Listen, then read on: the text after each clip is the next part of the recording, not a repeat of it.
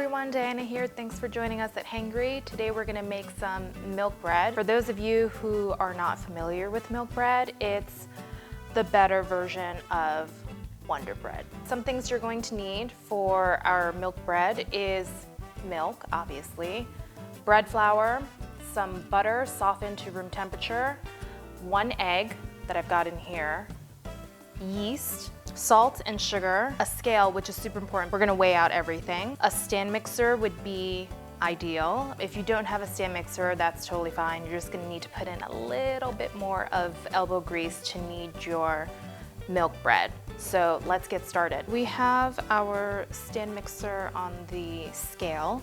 If you're using a scale, which I hope you are, just make sure it's calibrated to grams. That's what we're going to be measuring in. We are gonna go with 330 grams of bread flour.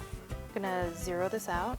24 grams of white sugar or granulated sugar. I always like to use a spoon or a measuring cup, essentially transfer from either the bag or the container that you have things in. That way you can prevent the over spillage where you pour in too much and then you can't take out anything because it's all mixed together. So we're gonna zero this out, 7 grams of salt. And then we're gonna zero out 4 grams of yeast. Next, we're gonna weigh out our milk. We're going to need 100 grams. I am using whole milk here. I advise you to do the same. You sort of need the fat for the bread. With liquids, I always pour slower so that the scale can register the amount. Set the scale aside for a little bit. In our stand mixer that we have all the dry ingredients in, you're just gonna pour the milk in, and we're gonna let this sit for a little bit, and we're actually going to make the next part of our recipe, which is the tangzhong, which is a bread flour and water mixture paste.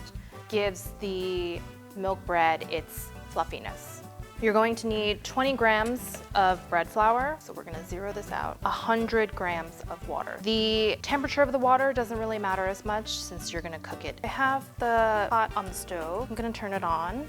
Mix the flour. It should look kind of pasty, pudding-like for those of you who need a visual cue. It's already thickening up quite a bit, so you can see how I can draw like a definitive line with my spatula at the bottom. So we have the stand mixer here of all your dry ingredients along with the milk, and we have our tangzhong that we made on the stove.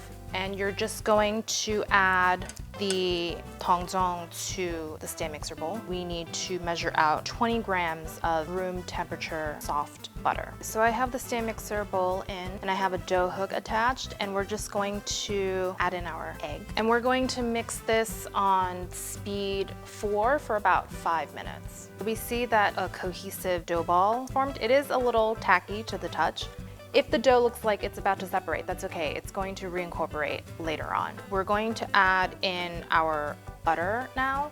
If you're like me and you totally messed up adding in the butter, you can just stop the stand mixer and nudge it along a little bit. And then you're gonna mix this on a higher speed for about 10 to 12 minutes. So we have our dough here. I'm gonna remove this dough hook. A bench scraper is fantastic for this job. I like just a little insurance policy, so I would sprinkle some flour on here and then turn your dough out. Make sure to scrape all these little bits. We want to shape this into a ball, and at this point it should not stick to my hands. See how my hands are like relatively dry. And then you want to have a greased bowl. I have just a little bit of oil in there. And you're just gonna put this dough ball inside the grease bowl, cover it with saran wrap, and then we're gonna let this proof for about an hour or double in size. You want to put this in a warm spot, which in the middle of summer, not a problem. An hour has passed. If you're not sure whether or not your ball of dough has proofed, I like to do what I call the poke test, which is you just poke your finger in, and it should bounce back but leave a little bit of an indent, as you can tell. So we're gonna turn this over onto the counter, and we're gonna separate this ball of dough into 2. Like I said, bench scraper, super useful in this So here's your ball of dough. So we're just gonna roughly roll it back up into a ball again. So we have 2 dough balls, so saran wrap. We're just going to let this sit for another 20 minutes. We're gonna grease a loaf pan with some butter. Make sure you get the bottom. 20 minutes of letting these sit. We're just gonna work with 1 for now. I'm gonna flour this just a little bit, just so that it doesn't stick to my counter.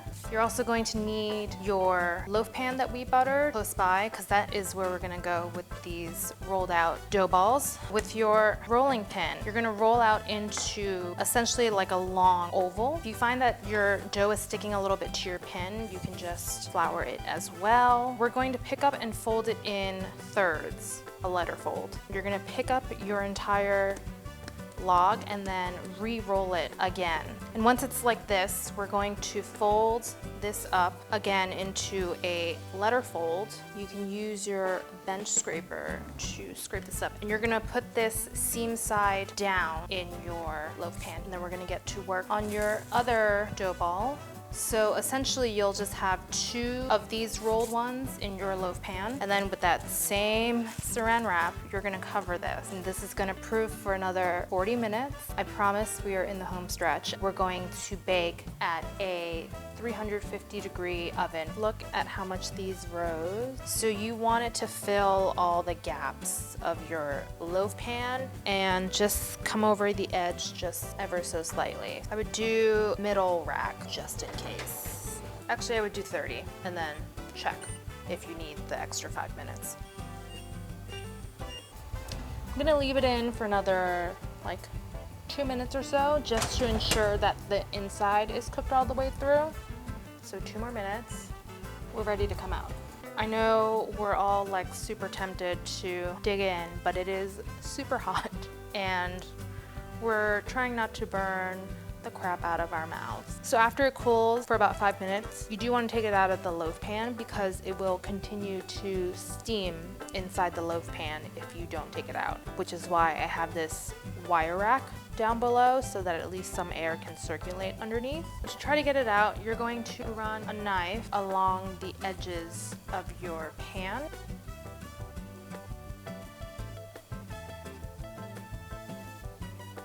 So this is what the inside looks like. You can tell it's so fluffy and it's buttery. The outside has like a really nice crust and it's golden, like yes. I'm Diana, thanks for joining us at Hangry. See you next time. If you like this video, don't forget to hit subscribe. Go make some bread. Bye.